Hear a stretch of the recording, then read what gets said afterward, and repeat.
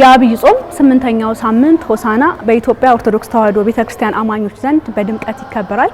ይህ በዓል በመላው ምእመናን ይከበር እንጂ በህፃናት በልጆች ብሎም ደግሞ በሰንበት ትምህርት ቤት ተማሪዎች ዘንድ የተለየ ትርጉምና መልክ አለው።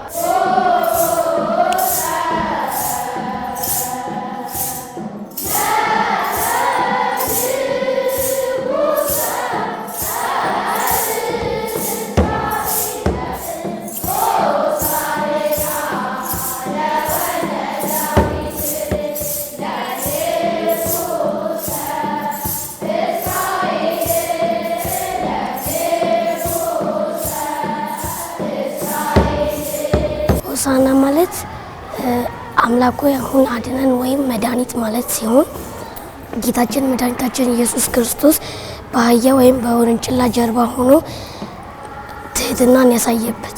ሆሳና ጌታችን አምላካችን መድኃኒታችን ኢየሱስ ክርስቶስ በአህያ ተጭኖ ወደ ኢየሩሳሌም በገባበት ሰዓት በዛ ወቅት ህፃናት፣ አሮጋን፣ ወጣቶች ሁሉም ተሰብስበው ዘንባባን በማንጠፍ ልብሳቸውን በማንጠፍ የተቀበሉበት እና ህፃናቶቹ ያመሰግኑት ነበር በዛው ሰዓት አንድ ላይ።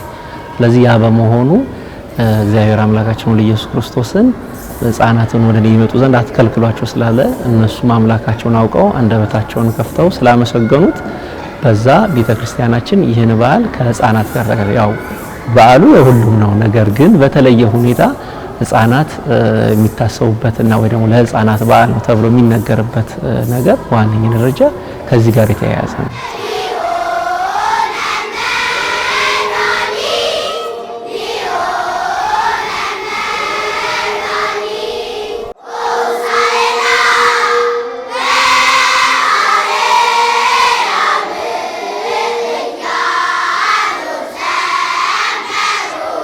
ሁላችንም የልጅነት ትዝታችን ነው።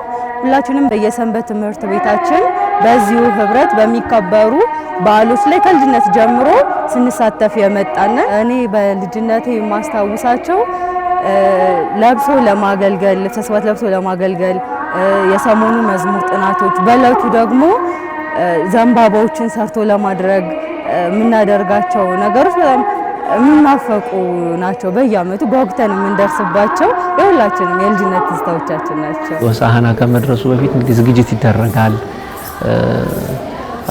ቅድሚያ ዘንባባ ለመግዛት ሳንቲም እናጠራቅማለን። ያንን አድርገን የዛለት ስንመጣ ቤተክርስቲያን ያችን ይዘን ከዛም እንወዳደራለን። መስቀል፣ የግንባር መስቀል፣ የጣት ቀለበት እያደረግን እየሰራን ብዙ በሰራ ደግሞ የተለያዩ ጌጣጌጦችን በመስራት ሁሉ በዛ አይነት ነገር ነው ያሳለፍነው እና አሁንም ያለው ነገር ያው ድባብ አለ። ስለዚህ ሆሳናን ባሰብኩ ጊዜ እኔም ያ ትዝታ ይመጣብኛል በልጅነት ያሳለፍኩት ነገር። ከጓደኞቼ ጋር እዚህ ራጉኤልን በማገልገል እናም ደግሞ እግዚአብሔርን በማመስገንና ሌሎች የማላቃቸው መዝሙሮች በማጥናት የዘንባባ ቀለበት እንሰራለን። ጭንቅላት ላይ የሚታሰር መስቀል በዘንባባ እንሰራለን እና ዝማሬዎችን በማጥናት በሰንበት ትምህርት ቤት በመዘመር ሆሳናን እንዘጋጃለን።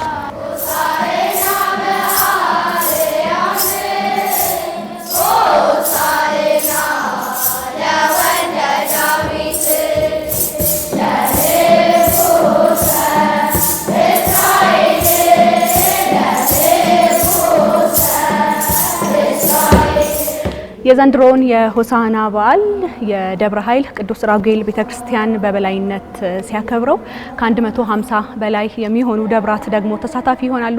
ታዲያ ይህ ሲሆን ደግሞ የተለያዩ ዝማሬዎች፣ መንፈሳዊ ድራማዎችና መንፈሳዊ የኪነ ጥበብ ስራዎች ይቀርባሉ። ለዚህም የተለያዩ ዝግጅቶች እየተደረጉ ነው የሚገኙት። አሁን እኔ በሚገኝበት በቅዱስ ራጉኤል ቤተክርስቲያን የሚገኙ የተለያዩ የሰንበት ትምህርት ቤት ተማሪዎች ከኋላ እንደምትመለከቱት የተለያዩ ቅድመ ዝግጅቶችን ያደረጉ ይገኛሉ። ዝማሬ ከጀመረን ደግሞ 1 ወር ከ15 ቀን ከዛም በፊትም ሆኖናል እና ደግሞ በሰንበት መዝሙሮችን ብዙ መዝሙር ጨርሰናል አጥንተናል። በመጀመሪያ ሆሳዕና እዚህ ለመዘመር ብዙ ዝማሬዎችን እናጠናለን። ከዛ በኋላ ሲደርስ ደግሞ የዘንባባ የቀለበት ስነ ስርዓቶችን እንሰራለን። ሆሳዕና ምርት፣ ሆሳዕና በአርያም፣ የባን ንጉሥ ስብሐት ወዘተ መዝሙሮች በተለያዩ ቋንቋዎች ተጠንተው ያው ለማቅረብ ልጆች ቀኑን እየጠበቁ ነው በጉጉት የሚገኙት። የምልክት ቋንቋ ተጨማሪ መርሃ ግብራችን ላይ አለ። ዘንድሮ ከ15 ዓመት በኋላ ነው ወደኛ ደብር የመጣው። 2003 አካባቢ ላይ ነበረ እንደ አንድነት አዘጋጅ ማለት በሰንበት ትምህርት ቤቶች አንድነት ላይ እንግዲህ ከ15 ዓመት በኋላ ነው ስናገኘው። ለዚህ ቅድመ ዝግጅት እንግዲህ ከሳምንት ጀምሮ ስራዎች እየተከናወኑ ይገኛሉ። ለሱ ማሳያ እንዲሆን እንግዲህ አንድ አውደሪ ያስከፍተናል። ከባለፈው ዕለት ተመርቆ የተከፈተ አውደሪ ያለን። በዚህ አውደሪ ላይ የሰንበት ትምህርት ቤታችን ስለ ቤተክርስቲያን፣ ስለ ሰሙነ ሕማማት፣ ስለ 8ቱ ሳምንታት የሚገልጹ የተለያዩ አውደሪዎችን በጽሁፍ ስለ ሰንበት ትምህርት ቤታችን መሰረት ስለ ኢትዮጵያ ሀገራችን ታሪክ የመሳሰሉትን ነገሮች በሚገባ አዘጋጅተን እየተጎበኘ ይገኛል። እንዲሁ ደግሞ የሚሳተፉት እንግዲህ ከ150 በላይ ደብራት ስለሆኑ በዚህ ከ150 ደብራት ውስጥ እንግዲህ ሁሉም በየፊናው የየራሱን ድርሻ ወስዷል። የአንድነት መርሃ ግብር ስለሆነ በአንድነት ነው የሚከናወነው። የኛ የደረሰን አዘጋጅ እንደመሆናችን መጠንም የወረብ እንቅስቃሴ ነው። ስለዚህ የወረብ እንቅስቃሴ እየተደረገ ይገኛል።